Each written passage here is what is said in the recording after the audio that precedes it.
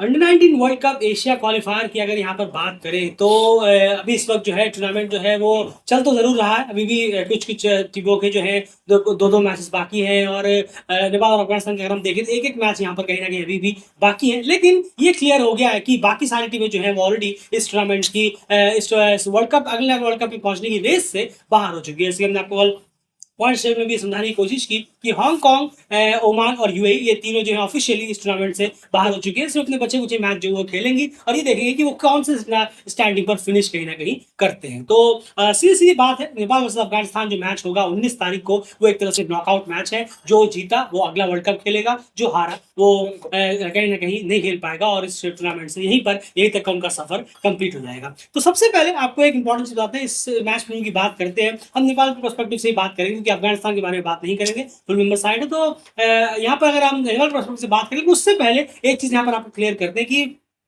मानकर चलिए अगर उस मैच वाले डे पे बारिश ना हो तो बहुत बेहतर है। कंपटीशन होकर कोई हारे जीते उसमें एक अलग ही रहता है। ये बारिश का खदल बदल बहुत खराब कर देता है मामला। लेकिन अगर वेदर रहा और मान लीजिए बारिश वारिश हो गई, काफी लंबी बारिश हो गई और मैच अबेंडन हो गया, मैच अगर नहीं हुआ, तो उस सूरत में अफगानिस्तान जो है वो अगले वर्ल्ड कप के लिए क्वालिफाई कर जाएगा। क्योंकि दोनों टीमों के पॉइंट्स तो सेम है, 6-6, लेकिन नेट रन रेट जो है वो अफगानिस्तान का नेपाल से बेटर है। और अगर मान के चलिए मैच हो रहा है, एक इनिंग हो गई, सेकंड इनिंग शुरू हुई, लेकिन 5-10 ओवर हुए और उसके बाद मैच जो है नो रिजल्ट पे फिनिश हो गया, तो उस सूरत में भी कहीं ना कहीं अफगानिस्तान ही क्वालिफाई करता हुआ नजर आएगा।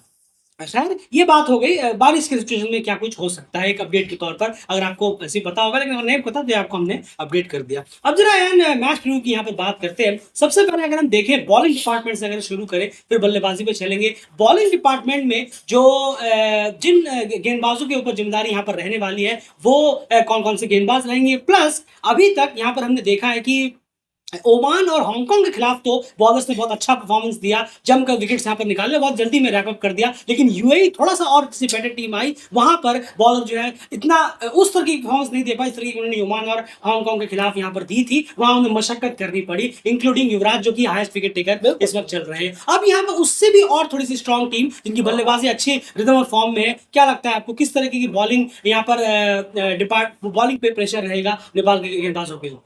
बिल्कुल, अगर हम देखें अगर आप बॉलिंग को देखेंगे तो उस लिहाज से यूएई का जो मैच था, उसमें ज़रूर टीम ने इतनी ख़ास हम कहेंगे एज़ कंपेयर अगर हम देखें ओमान हांगकांग के खिलाफ, वो बॉलिंग कुछ और ही थी और यूएई के खिलाफ थोड़ा स्ट्रगल हुआ, थोड़ा-सा मशक्कत करना पड़ा।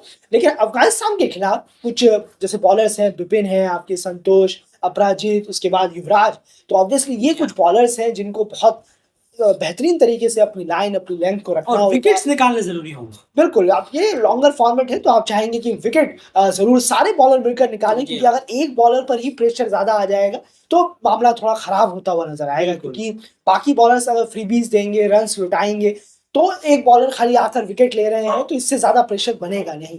अगर सारे मिलकर, जो कि अब तक नेपाल के बॉलर्स ने काफ़ी अच्छा किया है, प्रेशर बनाकर रखा है, वो प्रेशर अगर वो बनाकर रखते हैं अफ़गानिस्तान पर, सिंगल लेने से रोके, बेवजह खराब फील्डिंग करने से फील्डर्स बचे और बॉलर्स अपनी लाइन लेंथ को ठीक रखें, एक्स्ट्रास से ज़्यादा बचे, जो कि अब तक अच्छा करा है, ज़्यादा एक्स्ट्रास नेपाल ने दिए नहीं हैं, तब जाकर आप देख सकते हैं कि नेपाल के जो बॉलर्स हैं वो अफ़गानिस्तान को अच्छी तरह टैकल कर पाएंगे और कम से कम स्कोर पर रोकने में कामयाब। बिल्कुल, एक बहुत इंपॉर्टेंट चीज है हमें बायोलेटरल सीरीज में देखने को मिली थी, जो अफगानिस्तान वर्सेस नेपाल की बायोलेटरल सीरीज हुई थी 3 मैचों की, और वो वही चीज हम यहाँ पर दोहराएंगे कि जो सिंगल्स नहीं है कम से कम उन्हें मत दीजिए। क्योंकि बहुत सारे ऐसे सिंगल्स होते हैं जो बहुत आसानी से चुरा लेते हैं, वो फील्डिंग खराब की वजह से, या फील्डर बहुत स्लो बॉल पर आते हैं, वो सिंगल्स बहुत भारी पड़ते हैं। लेकिन मानिए वो सिंगल्स जो है प्रेशर रिलीज कर देते हैं बल्लेबाजों के ऊपर, जो कहीं ना कहीं 3 या 4 गेंदों से जमे हुए हैं, रुके हुए हैं, डॉट्स खेल रहे हैं, उन्हें एक सिंगल मिल जाए, नॉन स्ट्राइक पे चले जाते हैं, वो रिलैक्स महसूस करते हैं, फिर वो अगली गेंद के लिए तैयार होते हैं। तो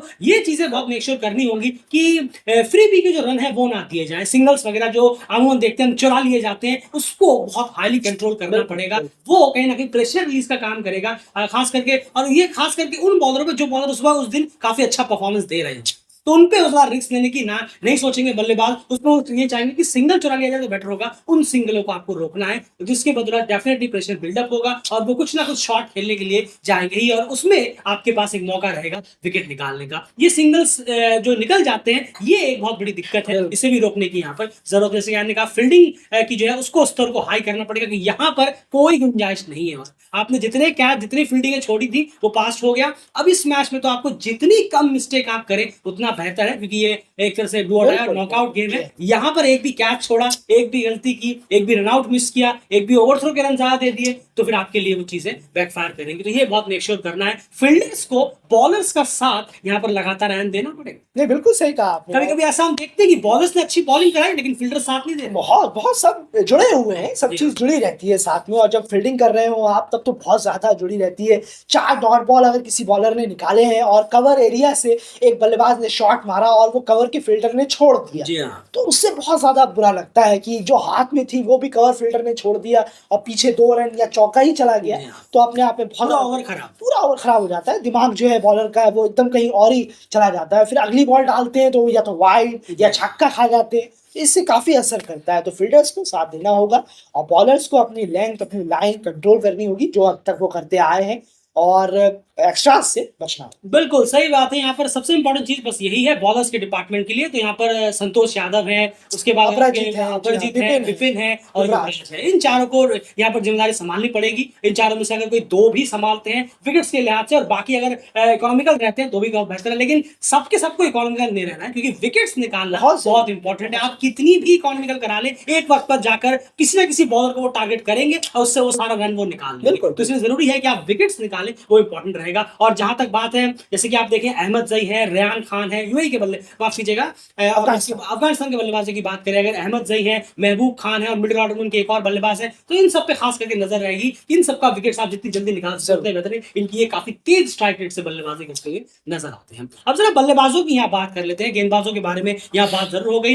बल्लेबाजों में अगर हम देखें तो डेफिनेटली सबसे इंपॉर्टेंट चीज जो रहेगी कि आप थोड़ा तेज खेलें। ये सबसे पहली प्रायोरिटी आपकी रहनी चाहिए। तेज खेलने से हमारा मतलब ये नहीं कि आप आए और आपने बल्ला घुमाना चालू कर दिया। तेज खेलने का मतलब है कि आपका स्ट्राइक रेट बेटर होना चाहिए, ज्यादा सेल में ना चले जाए, जो हमें बायलैटरल सीरीज में भी देखने को मिला था। और आप देखेंगे अगर यूएई के खिलाफ इसी टूर्नामेंट में ओमान और हांगकांग के खिलाफ तो जबरदस्त तेज रन किए, 10-11 ओवर मैच खत्म कर दिया दोनों ही सूरत में, दोनों ही मैचों में। लेकिन जब यूएई के खिलाफ बल्लेबाज आए तो 40 ओवर में उन्होंने 240 का ओवर का मैच हो गया था, 200 रन किए, वो ठीक है 200 रन आपने किए, लेकिन आप हमारा बल्लेबाजों का स्ट्राइक रेट देखेंगे तो वहां पर एक भी बल्लेबाज ऐसा नहीं था टॉप 6 में जिनका 100 का भी स्ट्राइक रेट हो, या फिर एक भी बल्लेबाज ऐसा नहीं था जिनका 90 का भी स्ट्राइक रेट हो। उसके बाद अगर आप देखेंगे तो 80 के स्ट्राइक रेट में सिर्फ 2 ही बल्लेबाज थे टॉप 6 में, अगर हम बात करें, जब वो बल्लेबाज यूएई के खिलाफ बल्लेबाजी करने के लिए उतरे। जहां पर ओमान हांगकांग के खिलाफ काफी तेज शुरुआत मिली, तेज खेले, लेकिन यूएई के खिलाफ थोड़ी सी अच्छी टीम आई तो वहां पर हमें फिर से वो थोड़ा सा शेल में जाते हुए नजर आए। उससे यहाँ बचना पड़ेगा। अगर आप पहले बल्लेबाजी कर रहे हैं, आप सोच रहे हैं कि स्लो खेलकर शेल में जाकर आप 170 180 पहुंचे, इतने से ये फिर क्या है, मामला बहुत ट्रिकी हो जाएगा। एक्स्ट्रा प्रेशर गेंदबाजों के ऊपर आ जाएगा, फिर फिल्डर प्रेशर में फील्डिंग मिस कर सकते हैं, वो सारी चीजें गड़बड़ा जाएंगी। अगर आप पहले बल्लेबाजी करें तो आपको कुछ रन देने पड़ेंगे बॉलर्स को, और उसके लिए आपको थोड़ा तेज खेलने की यहाँ पर जरूरत है। स्ट्राइक रेट करेंगे आप, थोड़ा बाउंड्रीज निकालने की कोशिश करेंगे तो आपका स्ट्राइक रेट बेटर रहेगा। स्ट्राइक रेट बल्लेबाजों का अच्छा होना जरूरी है। अगर आप 50 55 60 की स्ट्राइक रेट से खींचे जा रहे हैं, कि मैच खींच रहे हैं, डीप तक लेके जाए, फिर आप कितना ही वहां पर एट द एंड कंप्लीट कर पाएंगे। तो तेज थोड़ा सा खेलें, ये जरूरी यहाँ पर हमारी नजर रहेगी। एंड बल्लेबाजों की अगर यहाँ पर बात करें, अभी तक तो ओपनर्स ने अच्छे खासे रन यहाँ पर किए हैं, लेकिन अफगानिस्तान के सामने बल्लेबाजों का भी एक अच्छा सॉलिड टेस्ट होगा, जो हमने अभी बायलैटरल सीरीज में भी देखा। तो बिल्कुल, अगर हम देखें डॉट बॉल्स का प्रेशर है, सबसे बड़ा प्रेशर तो यही है कि आप कैलकुलेटिव क्रिकेट खेलें, तब जाकर कुछ बात बनेगी। जब तक आप कैलकुलेटिव क्रिकेट नहीं खेलेंगे बहुत मुश्किल है। अफगानिस्तान बॉलर्स इतने भी खराब नहीं है, हमने उनको देखा किस तरीके से उन्होंने बेहतरीन बॉलिंग कराई बायलैटरल सीरीज में। अब तो यहाँ पर भी उनका जो हाल है अफगानिस्तान बॉलर्स का, वो बहुत बेहतरीन है, बहुत अच्छा करा रहे हैं वो बॉल। तो खैर यहाँ पर आपको बहुत ज्यादा तुरंत फैसले लेने की जरूरत है कि यहाँ इस बॉल में मैं क्या कर सकता हूँ क्या नहीं। अगर क्लोज कॉल में दोनों अगर कुछ बॉलें डॉट जा रही हैं तो फौरन उसके बाद सिंगल लेने की सोचनी होगी, और कुछ प्लान्स करके आने होंगे कि 35 ओवर के बाद हमें एक बाउंड्री पर ओवर लगाना होगा। 35 ओवर के बाद, अगर आप 35 ओवर के बाद चले गए हैं, एक बल्लेबाज 2 बल्लेबाज टिके हुए हैं, तब थोड़ा सा आपको, यही तो कैलकुलेटिव क्रिकेट है कि अब हमें 35 ओवर के बाद हर ओवर में एक बाउंड्री ट्राई करनी चाहिए। ज्यादा डॉट बॉल अब नहीं खेलनी चाहिए हमें। 11 से 35 ओवर में थोड़ा पार्टनरशिप करें, थोड़ा डॉट बॉल खेलें, थोड़ा समझे बॉलर को, वो परफेक्ट टाइम होता है। लेकिन उसके बाद 35 ओवर के बाद आप समझने का वक्त नहीं, अब थोड़ा सा गेयर को बढ़ाने का लगभग हर ओवर में एक बाउंड्री। बिल्कुल सही कहा आपने। उसके बाद 45 ओवर के बाद तो और ज्यादा बढ़ाने की जरूरत है। तो ये कुछ चीजें हैं जो कैलकुलेटिव क्रिकेट में आती हैं। तो और डॉट बॉल, जो ज्यादा डॉट बॉल खेलेंगे उनके लिए बहुत मुश्किल होगा इस मैच में, चाहे वो अफगानिस्तान हो या नेपाल। बिल्कुल बिल्कुल सही कहा आपने।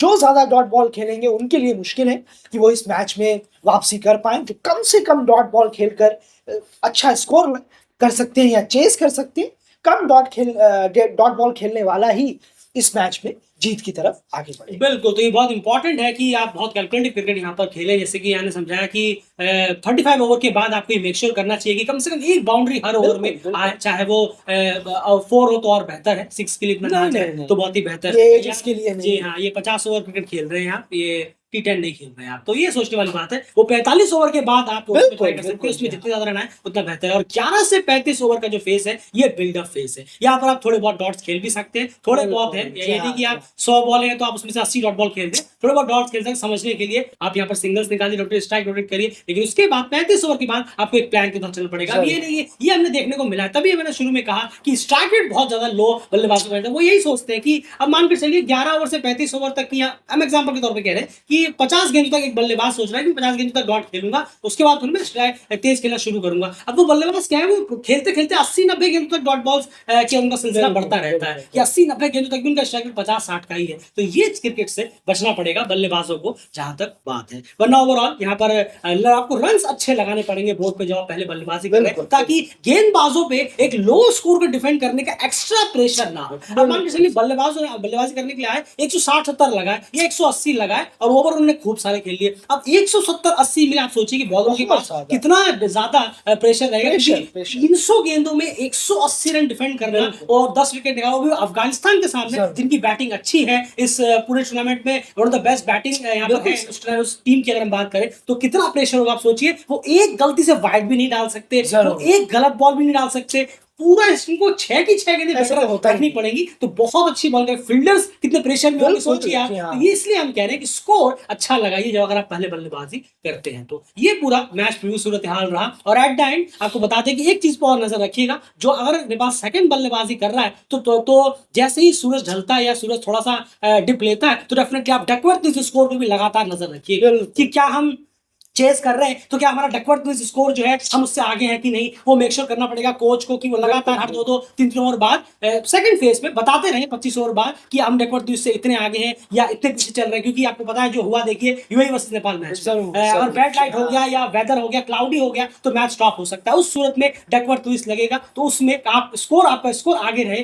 अफगानिस्तान से तो बेटर रहेगा। तो ये सब गेम अवेयरनेस भी बहुत इंपॉर्टेंट रहेगा, इन सब पे भी नजर रहेगी क्योंकि प्रेशर मैच है, बड़ा मैच है, कुछ भी थोड़ी सी गलती हुई और वो टीम इस रेस से बाहर हो जाएगी, चाहे वो अफगानिस्तान हो या नेपाल हो। ऑल द बेस्ट टीम को सीधा, क्योंकि मैच जीत के सीधा वर्ल्ड कप भी जाएंगे, तो इसीलिए उम्मीद है कि आप अच्छा परफॉर्मेंस दें। फिलहाल इस वीडियो में इतना ही। चैनल को सब्सक्राइब करिए और जुड़े रहिए डेली क्रिकेट के साथ।